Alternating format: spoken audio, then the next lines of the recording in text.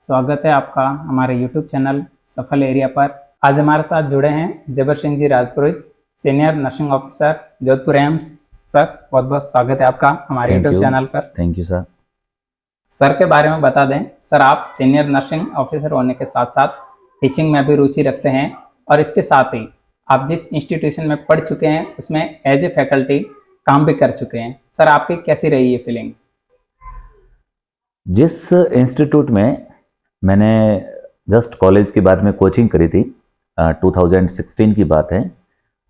Just after completion of my graduation, BSc nursing complete करने के बाद मैं जयपुर चला गया और जयपुर जाने के बाद मैंने कोचिंग करी। कोचिंग 6 to 7 मंथ की रही थी अप्रोक्सीमेटली। उस दौरान उस कोचिंग के अंदर अप्रोक्सीमेटली मेरे बैच में 550 स्टूडेंट रहते थे और वैसा का वैसा सेम टू सेम जितना मॉर्निंग बैच 550 का रहता था, उतना का उतना लगभग इवनिंग बैच भी 500 550 का रहता था। इतनी भरी क्लास में जब फैकल्टी और टीचर जब पढ़ाने आते थे तो मुझे ऐसा लगता था कि इन टीचर की जो रेपुटेशन, इन टीचर की जो रेस्पेक्ट बच्चे करते हैं, जिस स्टेज पे ये खड़े होते हैं, शायद वो स्टेज भी मुझे कभी नसीब हो, शायद मैं भी उस स्टेज पे कभी पहुंचूं, शायद मैं भी ऐसी फैकल्टी बन करके इतने सारे बच्चों के सामने मेरी नॉलेज को शेयर करूं, मेरे जिंदगी के किस्सों को शेयर करूं, शेर व शायरी सुनाऊं। ये मेरी ठेठ से इच्छा थी। और जब 2017 में जब मैं जोधपुर एम्स में लग गया तो उसके बाद मैंने सोचा कि एक बार मैं उसी इंस्टीट्यूट में जाकर के पढ़ाऊं। तो मैं जब पढ़ाने गया और जब उतने ही बच्चे, लगभग 500 550 बच्चे बैठे थे मेरे सामने, तो मुझे लगा कि शायद मैंने जो बरसों पहले सपना संजोया था, वो सपना आज मेरा सच हो रहा है और हर मन की इच्छा को भगवान देख रहा था। शायद मेरी मन की हर ख्वाब को, मन के हर सपने को ईश्वर आराम से देख रहा था ऊपर से बैठे बैठे, और समय के साथ मुझे उस ख्वाब को पूरे करने के लिए बहुत अच्छे से ऑब्जर्व भी कर रहे थे शायद वो। इसीलिए मैं उस मुकाम तक गया और आज उस इंस्टीट्यूट में पढ़ाने के बाद मुझे ऐसा लगा कि सच में उन टीचर्स की बहुत रेस्पेक्ट होती है, जो टीचर्स बच्चों का भविष्य बनाते हैं, बच्चों को एक उस मुकाम तक, उस मंजिल तक ले जाते हैं जहां से वो घर वालों के लिए सिर्फ पैसे ही नहीं कमाते, घर वालों के लिए कई सारी खुशियां भी कमाते हैं। उनके माता पिता का, उनका परिवार वालों के लिए वो बहुत बड़ी खुशियां भी कमाते हैं पैसों के साथ। उस मंजिल तक पहुंचाने के लिए वो टीचर काम करते थे। आज वो चीज मुझे बहुत अच्छे से महसूस होती है और कर भी सकता हूँ। सर, सक्सेस के बारे में सब हर कोई जानता है, सब जानते हैं, लेकिन उसके पीछे की कहानी, उसके पीछे का जो स्ट्रगल है, उसके पीछे की जो मेहनत है, उसके बारे में कोई नहीं जानता। तो आपका स्ट्रगल कैसा रहा, कैसी आपकी वो जर्नी रही, उसके बारे में थोड़ा बताइए। हाँ, ये सही बात है कि हमेशा हर कोई व्यक्ति, कोई भी सफल व्यक्ति हो जाता है तो उसके पीछे के संघर्ष को बहुत कम देख पाता है। बहुत ही ज्यादा स्ट्रगल वाला जीवन रहा है। हालांकि आज भी संघर्ष भरा जीवन ही चल रहा है, लेकिन थोड़ा कम हो गया है। मैं जब 5th में था, 4th में था, उस दौरान मैं मेरे घर से स्कूल तक जाता था तो वो स्कूल लगभग 6 किलोमीटर दूर थी। 6 किलोमीटर पैदल जाते थे। कई बार धूप के दिनों में, गर्मी के दिनों में जब हम स्कूल से निकलते थे तब हमारे जूते चप्पल जो भी होते थे वो इधर उधर हो जाते थे, तो हमें बिना जूते बिना चप्पल उस गर्मी के दिन में 2 बजे भी पैदल आना पड़ता था घर तक, वो भी 5 किलोमीटर। संघर्ष के दिन हमारे उसी दौरान शुरू हो गए थे। उसके बाद जब मैंने प्राइमरी कर ली तो उसके बाद मैं 7th 8th और क्लास 7th और 8th में था, तो उस दौरान मेरी घर से जो स्कूल थी वो स्कूल लगभग 7 से 8 किलोमीटर थी और संसाधन इतने कम थे कि पैदल जाना होता था और पैदल ही आना होता था। उस दौरान के जीवन में ये सीख लिया था कि अब ये जो संघर्ष शुरू हुआ है वो संघर्ष जीवन भर आगे भी चलने वाला है। हो सकता है आने वाले दिनों में ये संघर्ष और ज्यादा हो जाए, ये जो जीवन की यात्रा की कठिनाइयां हैं और ज्यादा हो जाए, और हुई भी आगे जा करके। जब मैं 9th में 8th मेरे गांव में ही पास करके, बावतरा में पास करके, जब मैं 9th में जोधपुर आया तो उस दौरान मैं मेरे एक दोस्त के साथ आया था जोधपुर, लेकिन दोस्त का मन नहीं लगा तो उसने हॉस्टल छोड़ दिया और वो चले गए वापस। मैं 9th में पूरे साल तक यहाँ रहा और इस दौरान एक दिन भी ऐसा नहीं निकला जिस दिन मुझे घर की याद नहीं आई, जिस दिन मुझे मेरे मम्मी पापा याद नहीं आए, जिस दिन मुझे मेरा घर, मेरा खेत, मेरा सारा का सारा परिवार के सारे चेहरे सामने नहीं आए। हर गाँव से रोज निकलते जब शहर की तरफ आता है ना, ये चीजें बड़ी मुश्किल होती है कि आप गांव के परिवेश में रहे हुए और फिर शहर में आके उसका सर्वाइवल करना उस चीज का, वो बहुत बड़ा मुश्किल होता है। ये भी सही है कि एक उस गांव से, एक खेत से, एक बेरे से निकल करके, उन धोरों से निकल करके जब कोई भी इंसान यहाँ तक पहुँचता है, एक शहर तक, और मैंने तो इस देश के बड़े बड़े शहरों में भी यात्राएं करी है और मैंने देखा है, वहाँ के परिवेश को भी मैंने बहुत अच्छे से देखा है, तो मैं महसूस करता हूँ कि जिस गांव से मैं निकला हूँ, उस गांव से निकलने में कोई भी व्यक्ति ऐसी कल्पना नहीं करता या कोई अपेक्षा भी नहीं करता कि हाँ यार ये कोई व्यक्ति इस मंजिल तक या इस बड़े शहर में भी रहेगा या जाएगा उन दौरों के अंदर से। फिर 9th और जोधपुर से होने के बाद 10th 11th 12th मेरी जालोर से हुई और उसके बाद में मैंने कॉलेजिंग के लिए जोधपुर में एडमिशन लिया। मैंने जिस कॉलेज में एडमिशन लिया उस कॉलेज के अंदर थोड़ी स्टडी मटेरियल पुअर था, तो मैंने उस कॉलेज में मेरी भरी हुई सारी की सारी फीस वहीं छोड़ दी। बीएससी नर्सिंग फर्स्ट ईयर की पूरी फीस जैसे मैंने उस कॉलेज में जमा करवाई थी वैसी की वैसी वहां छोड़ दी। अच्छा, और बीच में छोड़ दिया आपने? बीच में सारी स्कूल की फीस, कॉलेज की फीस वहीं छोड़ दी और उसके बाद उस कॉलेज को ड्रॉप किया मैंने। और मेरे एक साथी थे, साथी हैं भरत जी, उन्होंने जिस कॉलेज में एडमिशन लिया था मैंने वापस उसी विजयाराजे कॉलेज ऑफ नर्सिंग में एडमिशन लिया और एडमिशन लेने के बाद मैंने पूरे के पूरे 4 साल की कॉलेज लाइफ को गुजारा और स्ट्रगल का दौर उसके बाद में एक्चुअली और शुरू हुआ था। जब मैंने कोचिंग करी, कोचिंग के दौरान लंबे समय तक हॉस्टल में रहना, हॉस्टल के खान पान को सहन करना और उसके बाद में जब मैं कंपटीशन की तैयारी में आया तब मेरा एक्चुअल स्ट्रगल का दौर शुरू हुआ। कोचिंग के दिनों में जब मैं हॉस्टल में रहता था तो कोचिंग के बाद में जब मैं हॉस्टल में शिफ्ट हुआ, ड्यूरिंग कोचिंग तो मैं रूम में रहता था, लेकिन उसके बाद में एक हॉस्टल में शिफ्ट हो गया था। उस हॉस्टल में मैंने वही बिस्तर काम में लिया था जो बिस्तर मैंने कॉलेज के दौरान काम लिया था। 4 साल कॉलेज में वही बिछाने का बिस्तर काम आया था। हालांकि उसको मजबूरी कह सकते हैं, हालांकि ये भी कह सकते हैं कि जरूरत से ज्यादा कभी पैसे खर्च भी नहीं करने चाहिए, ये भी कह सकते हैं। उस दौरान उस बिस्तर की हालत ऐसी हो गई थी, वो बिस्तर इतना पतला हो गया था कि एक दरी से भी कम काम करता था। मेरी आदत ये थी कि मैं बैठ करके पढ़ता था और जब मैं बैठता था उस पतले से बिस्तर पर, तो उस दौरान के दिनों में मेरे पीछे के एरिया में बेड सोर भी हो गया था। लगभग 3 महीने की कंटिन्यू संघर्ष के दौरान वो बेड सोर इतना अच्छा हो गया था कि जब मेरा जोधपुर एम्स का एग्जाम फिनिश हो गया और उसके बाद में जब मैं वापस घर आया तो 1 महीने बाद में वो मेरा ठीक हुआ था बेड सोर। और खाने के मामले में हॉस्टल में ऐसी हालत थी कि आप जी भर के, पेट भर के खाना खा ही नहीं सकते थे और इसका हालांकि फायदा भी होता था हमें कि पढ़ाई अच्छी हो जाती थी, नींद नहीं आती थी, बढ़िया नींद नहीं आने की वजह से अच्छे से पढ़ाई भी हो जाती थी। उस दिन संघर्ष के साथी मेरे रूममेट थे प्रेम सिंह जी कुंडल, उनका भी काफ़ी अच्छा पढ़ाई का तजुर्बा रहा, मेरे अच्छे साथी भी थे। तो उस दिन वो उस दौरान मेरे साथ ही रहते थे। हालांकि अभी वो जिपमेर पांडुचेरी में वर्किंग है। दोस्तों का भी बहुत कहते हैं बड़ा रोल रहता है, बड़ा बहुत रोल बड़ा रोल रहता है। दोस्ती के मामले में मेरे दोस्तों का तो काफी अच्छा सपोर्ट रहा है। संघर्ष के दिन वहां एक बार जोधपुर एम्स का पेपर दिया, रिजल्ट आया, सक्सेस हो गए और ऑलमोस्ट यूं मान लो कि नौकरी लगी गई फाइनली। इस दौरान बीच में और भी कई सारे ऑब्स्टेकल्स आए और भी बहुत सारी समस्या आई, लेकिन वो कहते हैं ना कि तुमको ये मंजिल खूबसूरत लगती है लेकिन कोई नहीं जानता कि मैं यहाँ कांटों को रौंदते हुए आया हूँ। इतनी, वो कहते हैं ना, इतनी कठिन जर्नी के बावजूद भी अपने संघर्ष को कंटिन्यू रखना अपने आप में एक बहुत बड़ी बात होती है। बिल्कुल। आप भी एक एवरेज स्टूडेंट रहे हैं और जो ज़्यादातर एवरेज स्टूडेंट होते हैं वो मानते हैं कि हम पढ़ाई नहीं कर सकते, तो इस बात में कितनी सच्चाई है कि एवरेज स्टूडेंट भी उतना ही कर सकता है जितना एक टैलेंटेड स्टूडेंट है वो जितनी लाइफ में ग्रोथ कर सकता है? ये बात सही है कि मैं एवरेज स्टूडेंट रहा हूँ। मैं 10th में भी 60% से पास हुआ हूँ, मेरे 12th में भी 70 के अप्रॉक्सीमेटली परसेंटेज रहे हैं और मेरी ग्रेजुएशन भी 70% के आसपास रही है। तो मैं कभी टॉप पर भी नहीं रहा और ना ही मैं कभी फेलियर की तरफ गया हूँ, एवरेज स्टूडेंट रहा हूँ। ये बात सच है, लेकिन एक एवरेज स्टूडेंट सक्सेस नहीं हो पाता, ये कतई बिल्कुल सही नहीं है, ऐसा बिल्कुल गलत है।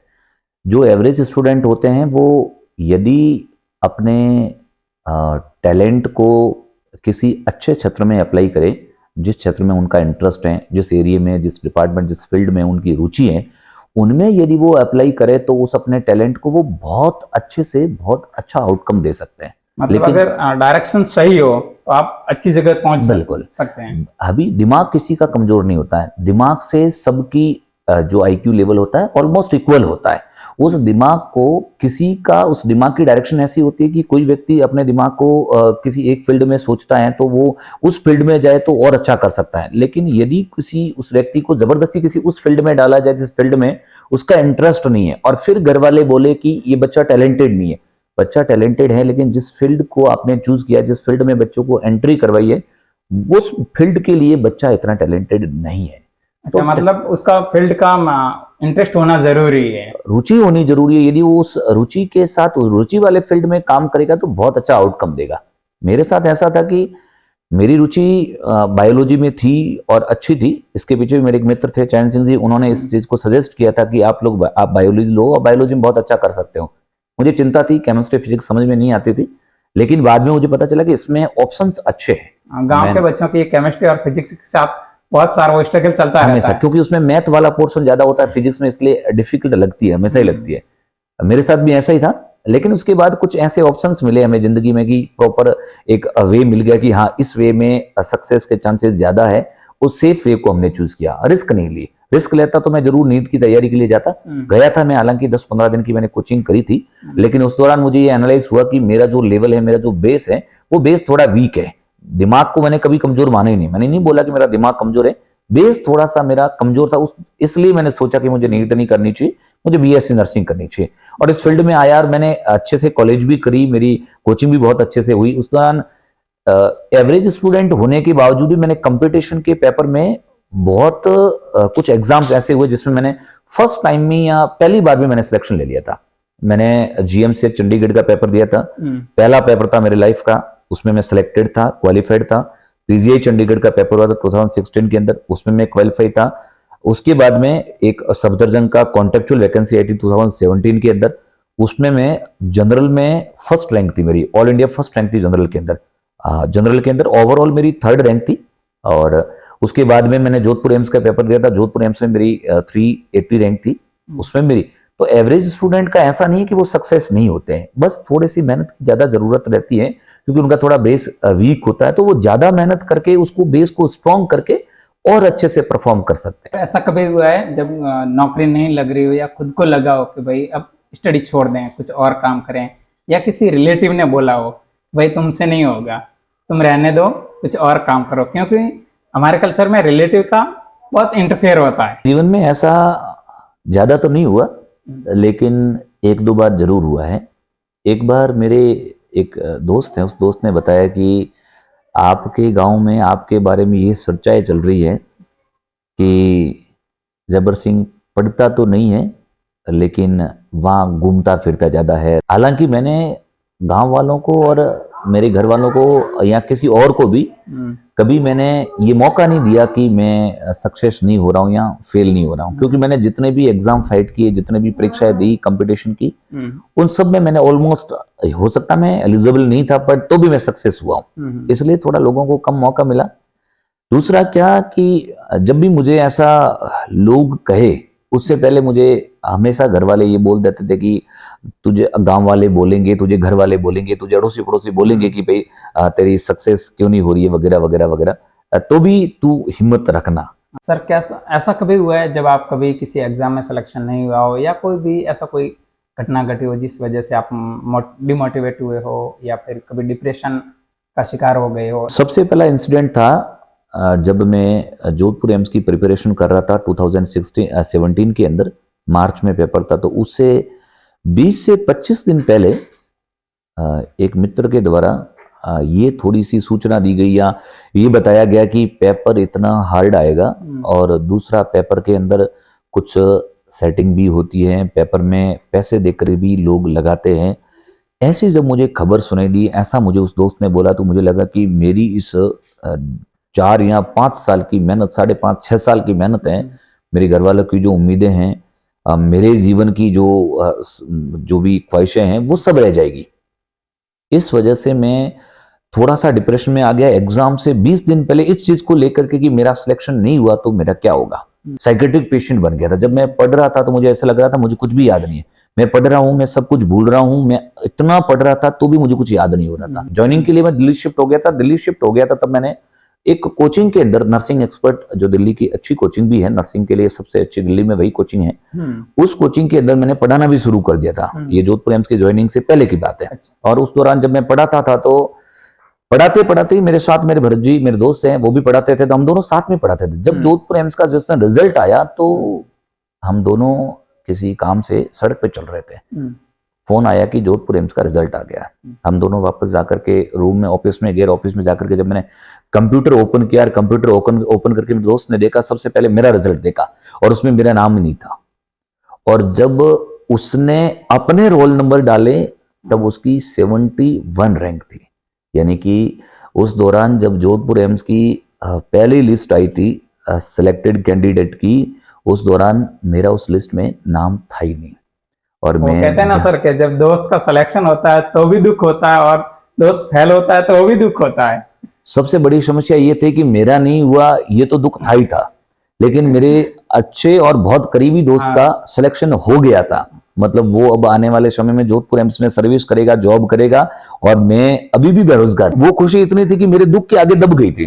वो बाहर आ ही नहीं पाई। कभी मैं उसको ये दिल से, खुशी से उसको सेलिब्रेट, उसकी खुशी को, मैं उसके सिलेक्शन को कभी सेलिब्रेट कर ही नहीं पाया। वो अपनी उदासी में ही रह पाता, मैं अपनी उदासी में ही रहा। मैं वो अपने सिलेक्शन को सेलिब्रेट कर रहा था, वो अपने घर वालों को फोन कर रहा था, वो अपने रिलेटिव्स को, अपने साथियों को बता रहा था कि मेरा सिलेक्शन हो गया, मेरा सिलेक्शन हो गया। लेकिन मैं इन सब चीजों को मेरे रूम के बाहर सोता सोता सुनता रहता था। मैं ये सोचता था कि काश मेरा भी सिलेक्शन हुआ होता तो मैं भी अपने मम्मी और पापा को ये फोन करके बोलता कि हाँ पापा मेरा सिलेक्शन हो गया, मम्मी मेरा सिलेक्शन हो गया। उस दौरान, उस रिजल्ट के लगभग 5 दिन बाद तक मेरे जीवन के वो सबसे मुश्किल भरे दिन थे। मैंने जीवन में बहुत कम रोया हूं, लेकिन उन 5 दिनों में मैं जी भर के रोया था। 5 दिन में खूब रोया, जी भर के रोया। और उस दौरान का जो डिप्रेशन था बहुत मुश्किल से निकला। हालांकि 1.5 महीने बाद जोधपुर एम्स की दूसरी लिस्ट आ गई, और दूसरी लिस्ट के अंदर मेरा नाम था, मेरे सिलेक्शन था। शायरी मुझे याद आती है इस दौरान कि मंजिलें क्या है, रास्ता क्या है, हौसले बुलंद हो तो फासला क्या है। सेकंड लिस्ट आई। इस बीच में मैंने बहुत सारे एग्जाम दिए, रायपुर एम्स का दिया, दिल्ली एम्स का दिया, सब में मैं क्वालिफाई हुआ था। उसके बाद में जोधपुर एम्स का रिजल्ट आने के बाद जब एक सफलता आती है तो उसके बाद कंटिन्यूटी बनी रहती है, आती रहती है। फिर उसके बाद तो जोधपुर एम्स की ज्वाइनिंग हुई थी और मैंने ज्वाइनिंग भी कर ली। सर, जब आपका एक के बाद एक सिलेक्शन हुआ, सफलता के बाद सफलता मिल गई, तो लोगों ने कहा होगा कि ये तो किस्मत से मिल गई है, तो आप इस चीज़ को कितना मानते हैं कि लक फैक्टर कितना काम करता है? मेरा जब सिलेक्शन हुआ, और जब मेरा सिलेक्शन जोधपुर एम्स में हुआ, क्योंकि जोधपुर एम्स उस दौरान सेकेंड टॉप मोस्ट चॉइस थी लोगों की, ज़्यादा इसमें कंपटीशन था, अच्छे नंबर चाहिए होते थे। और जब मेरा सिलेक्शन हुआ तो लोगों ने बोला कि इसके तो किस्मत तेज है, बाकी लोग तो पढ़ने वाले और भी बहुत होते हैं। मेरे इस मतलब लोगों ने ऐसा बोला, इससे ठीक है, इस चीज को मैं इनडायरेक्टली एक्सेप्ट कर सकता हूं कि लक वाला फैक्टर होता होगा। लेकिन मेरे पीछे जो फैक्टर था वो ये था कि मैंने मेरे जीवन में इस पढ़ाई को लेकर के, अपनी स्टडी को लेकर के किसी भी एंगल पर कॉम्प्रोमाइज नहीं किया। मैंने हमेशा, जब भी मुझे बोला गया कि भाई ये काम करना है, इसके लिए ये चीजें आपको फॉलो करनी पड़ेगी, तो मैं उन चीजों को फॉलो करता था, उससे थोड़ा और ज्यादा फॉलो करता था। मतलब ये नहीं था कि मैं उन कामों को करने में कहीं ना कहीं आलस रखूं। मुझे लगा कि जोधपुर एम्स को पढ़ने के लिए मुझे, जोधपुर एम्स की सिलेक्शन के लिए मुझे इतनी सारी चीजें, इतनी सारी बुक्स पढ़नी है, तो मैंने उनको पढ़ी, एक बार नहीं, उनको 4 बार पढ़ी। तो मेरे, हो सकता है लक फैक्टर हो, लेकिन मैंने अपनी मेहनत में कभी कोई कमी नहीं रखी। मुझे लगता है मेहनत ज्यादा इंपॉर्टेंट होती है किस्मत से ज्यादा। मतलब मेहनत बहुत जरूरी है। मेहनत बहुत जरूरी है।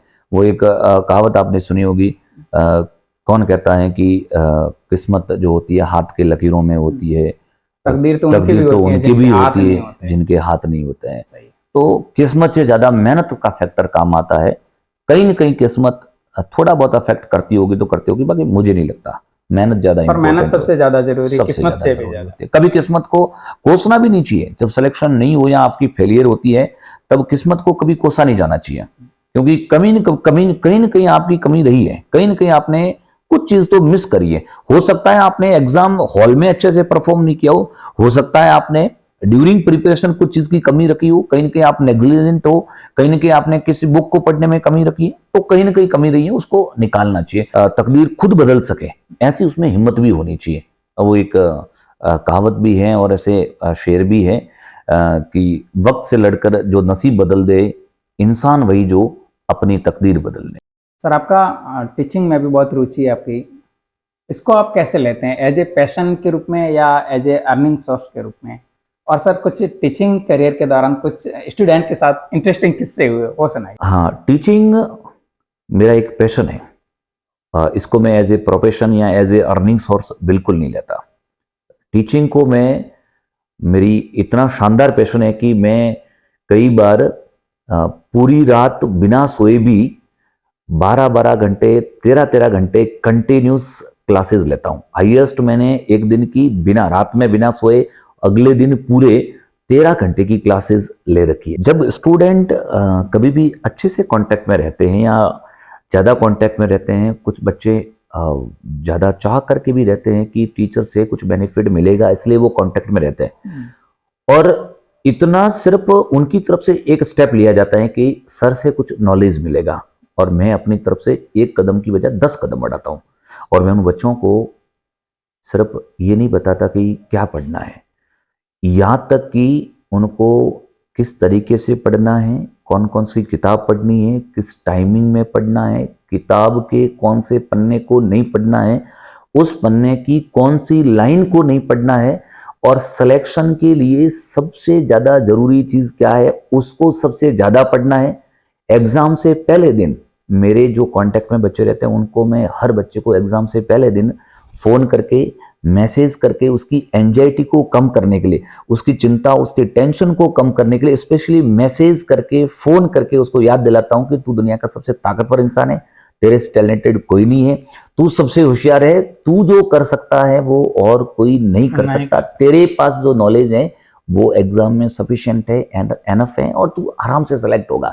इतना उसको कॉन्फिडेंस एग्जाम से पहले दिन ही मैं दे देता हूँ, और उस बच्चे को कभी महसूस नहीं होने देता हूँ कि वो अकेला है। उसकी मदर फादर इलिटरेट है, उनको कुछ समझ में नहीं आता है पढ़ाई से रिलेटेड, या आता भी है तो भी मैं उसको एज तरीके से गाइड कर लेता हूँ कि वो बच्चा अपने जीवन में इस स्ट्रगल वाले लाइफ में कभी एकांत या बिल्कुल डिप्रेस्ड महसूस नहीं करे, एंजाइटी महसूस। वो कहते हैं ना सर कि अच्छे टीचर्स की एक यही निशानी होती है कि वो स्टूडेंट्स के सफर में साथ दे, लास्ट तक साथ दे। हाँ बिल्कुल सही है। टीचर वही होता है जो ठेठ स्टूडेंट अपने मंजिल तक पहुंचे तब तक वो साथ खड़ा रहे, और ये उसकी होनी भी चाहिए, और ये मेरा ऐसे पैशन भी है। ऐसे टीचर बनना मुझे अच्छा भी लगता है। सर स्टूडेंट्स की ये अक्सर कंप्लेन रहती है कि फीस को लेकर उनको बहुत इशू रहता है कि फीस ज़्यादा है या फीस बहुत ज़्यादा पड़ रही है, कोई कैपेबल नहीं है फीस भरने के लिए। कोई ऐसा स्टूडेंट आया है जिसने बोला सर ऐसे ही पढ़ा लो, फीस के लिए पैसे नहीं? ऐसे कई सारे स्टूडेंट आते हैं जिनको फीस को लेकर के हमेशा रहता है कि सर देने के लिए फीस नहीं है, हम बिना फीस ही पढ़ना चाह रहे हैं, आपके पास कुछ ऑप्शन है क्या? ऐसे मेरी क्या हमारी कोचिंग, मैं एज ए फैकल्टी काम कर चुका हूँ, तो वो क्या होते हैं कि कोचिंग इंस्टीट्यूट के जो ऑनर होते हैं इस चीज़ को लेकर के सब में दया भाव होता है और करते हैं। जीएमआर में जिस कोचिंग में मैं पढ़ा हूँ जयपुर में, उस कोचिंग के अंदर भी ऐसा कई बार हुआ है कि उन्होंने कई बार कई सारे बच्चों को फ्री ऑफ कॉस्ट पढ़ाया, और आज वो बच्चे बड़े बड़े इंस्टीट्यूट में एज ए नर्सिंग ऑफिसर और सीनियर नर्सिंग ऑफिसर ही नहीं, एएनएस की पोस्ट पे जा चुके हैं। ऐसा कई बार हुआ है। मैंने मेरे लेवल पर यदि किसी ने मुझे बोल दिया कि सर थोड़ा फीस का इश्यू है और जो कोचिंग के ऑनर है उनसे एक बार बात करना, तो मैंने कभी कमी नहीं छोड़ी और हमेशा मैंने करवाया भी है। और इवन कई बार ऐसा भी हुआ है, एक विद्यार्थी ऐसा आया था मेरे पास, उसने बोला था कि मैंने एक बार कोचिंग कर ली है और अब मेरे पास देने के लिए पैसे नहीं है। तो मैंने उसको बोल दिया था कि तू कोचिंग चले जाना, बाकी वाला मैं देख लूँगा। और मैंने मैनेजमेंट को कभी नहीं बोला, लेकिन मैंने अपनी जेब से उसकी फीस दी थी। और वो जो फीस दी थी वो देते टाइम मैंने ये नहीं बोला था कि वो मेरी तरफ से दे रहा हूँ, वो मैंने ये बोला था कि उसने स्टूडेंट ने मुझे दी है और मैं आपको दे रहा हूँ, मैंने ऐसा बोला था। एक बार और ऐसा हुआ था कि किसी विद्यार्थी को during struggle life, during student life कुछ पैसों की आवश्यकता थी। तो मैंने उसको बिना बताए कि मुझे वापस देना या बिना कुछ ऐसा कहे मैंने उसको दे दिए थे पैसे। और आज तक मैंने उससे वापस मांगे भी नहीं है और मुझे इच्छा भी नहीं है मांगने की, और न मैं उससे कभी वापस भी लूंगा। एक दो और विद्यार्थियों के साथ पैसों का इश्यू आया था तो मैंने उनको दे दिए थे। ईश्वर ने मुझे दिया है तो मुझे लगता है मुझे भी किसी को दे देना चाहिए। सर ऐसा क्यों होता है कि जो बहुत ज़्यादा पढ़ते हैं उनका सिलेक्शन नहीं होता और जो कम पढ़ते हैं उनका अक्सर सिलेक्शन हो ही जाता है? इसमें कुछ ऐसा भी सुनने में आता है कि स्मार्ट स्टडी का रोल रहता है, तो वो ये कहीं ना कहीं सच है कि कई सारे बच्चे बहुत ज़्यादा पढ़ते हैं। ज़्यादा पढ़ने का मतलब उनका स्टडी आवर्स ज़्यादा होते हैं। और साथ में कुछ बच्चे ऐसे भी होते हैं जिनका स्टडी आवर्स कम होता है। वो ज़्यादा पढ़ने का मतलब उनका ज़्यादा आवर से हैं, ज़्यादा घंटे पढ़ने से हैं। तो कोई ज़रूरी नहीं है कि ज़्यादा घंटे पढ़ने से सिलेक्शन हो। कुछ कम पढ़ने वाले बच्चे भी सेलेक्ट हो जाते हैं, ऐसा अमूमन होता है।